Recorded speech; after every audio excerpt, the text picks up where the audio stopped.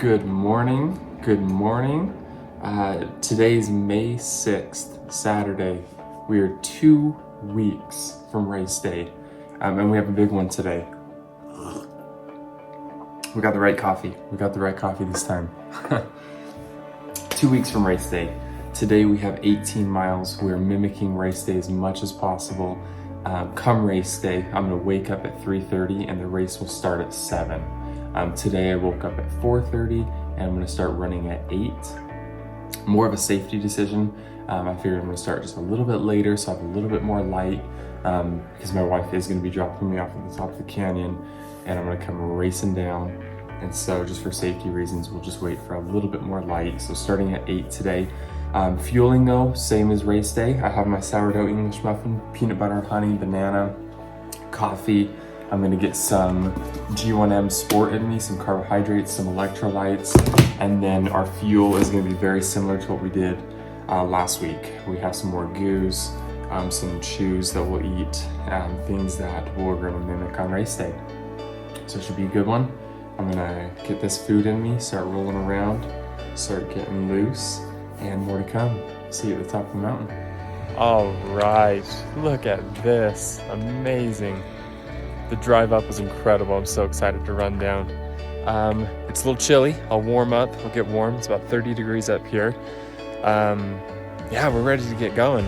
Super excited. Saw a lot of runners on our way up, so that was good to see. Motivating. But this is just incredible. Super incredible. It's about halfway down. We'll start losing snow. I should have grabbed more footage on the way up because it was beautiful. But let's do this. See you at the bottom. Woo! There we go. All the way up there. Made it. Under 2 hours. That's a wrap.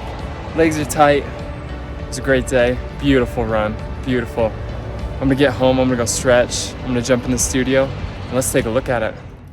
All right. We are back in the studio, in the lab. Let's take a look. Let's take a look at today. I'm so stoked. I am so stoked with how today went. 18 miles, under 2 hours was the goal. Stretch goal, I would have said let's go hour 55.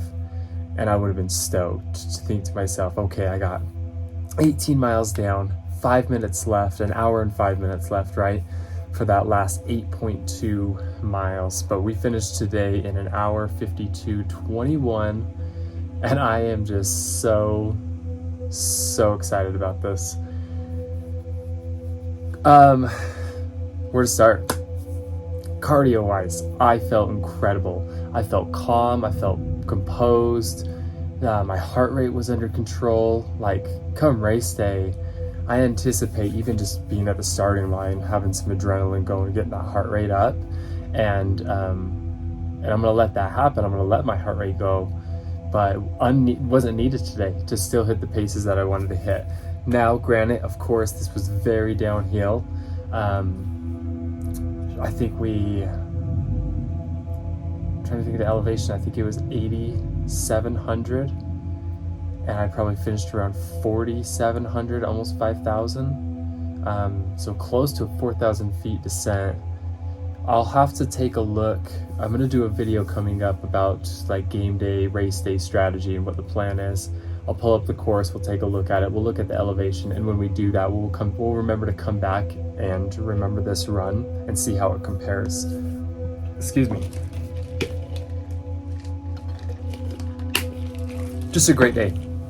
Looking at some PRs, and granted, this is just what Strava has recorded. It was a PR in the half marathon. Unreal. My old half marathon time was 1:24 and some change. An hour 24 and some change.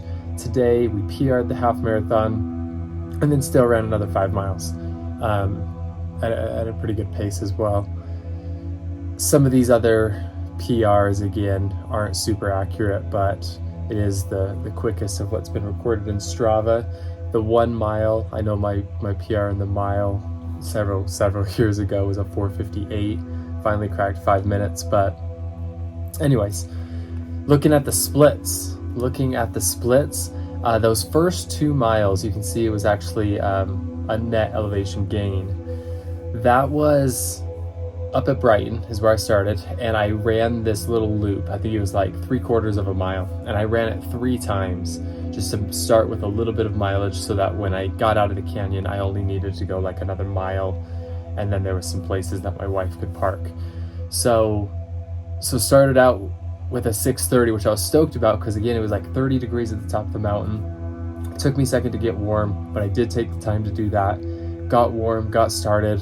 When I hit a 6:30, my watch will audibly tell me what my paces are, which I love, absolutely love it. I don't run with music. That's a soapbox for another day. But I love being able to hear my watch. It tells me my, the miles, the current time, and then my previous mile split. So I love hearing my splits, knowing what's happening, seeing if it corresponds with how I'm feeling.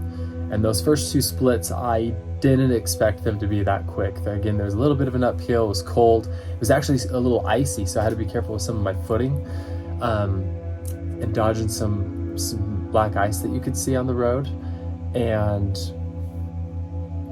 was stoked, yeah. And then when I started the actual descent and I hit mile 3 and I had a 6:08, I knew some of mile 3 was still within that loop, my 3rd loop.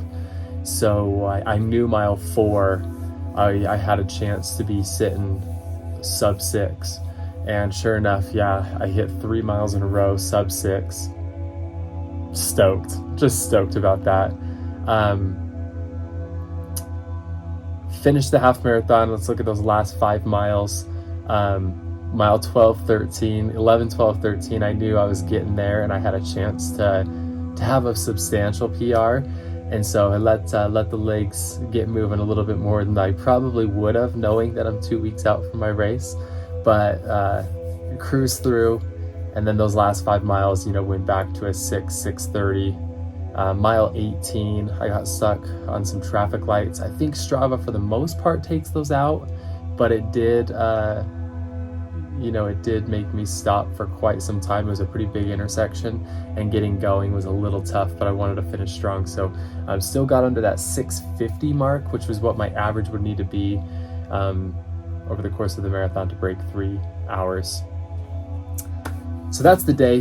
What was going through my head was all last night and this morning. Honestly, I was listening to some motivational videos. This is something I used to do all the time growing up. I loved watching some of those inspirational movies the night before a race, the night before a game, whatever sport I was in. So I kind of went back and did some of that. I was watching some Kobe stuff, which was incredibly inspiring. And he really talked about failure. And so I thought about failure a lot today. And he talked about how incredibly important it is. And he compared it to the gym and growing muscles. And when we're lifting, micro tears are happening in our muscles. And when it heals, it grows back stronger, bigger. And so I thought about that. And I thought about how over the course of, 18 weeks of training, I honestly don't know if I've pushed myself hard enough. There are different workouts that I can think of that if I could go back, I should have pushed harder. I should have been more willing to accept failure. And I think there was a lot of workouts that I played it safe. And I told myself okay, this is kind of the pace I'd like to hit. And this is maybe a stretch pace. And I don't even think the stretch pace was pushing myself to the extent I should have been. So that's something to really keep in mind as I go through a new training block after this race. Right now it's time to take care of the body and start getting ready for race day. But that also gets me exciting knowing that I'm nowhere close to plateauing. I'm just gonna keep pushing. There's so many things that I wish I could have or would have implemented looking back, and that's just life. And so if I can adapt and incorporate that into the next training block, that will be the success. And so Kobe really just preached if you're not going to failure, if you're not failing repeatedly, you will never succeed because you will never push yourself. And so I love that. And another big inspiration right now, right here on A Blooming Entertainment, is Jethro. Jet, man, you're killing it. You're absolutely killing it. He's been running consistently. He's going on probably 2 months, if not more. And the strides he is making is absolutely incredible. It's so inspiring to see. what are you striving for? I want to hear what you're working on. Drop a comment below. Let me know. Do you have something you're working towards that you're training for? And it doesn't even have to be physical. I mean, are you training for that next chess tournament? Like, what is it? And are you pushing yourself? What did you do this week to really push yourself, to put yourself in a position you may fail?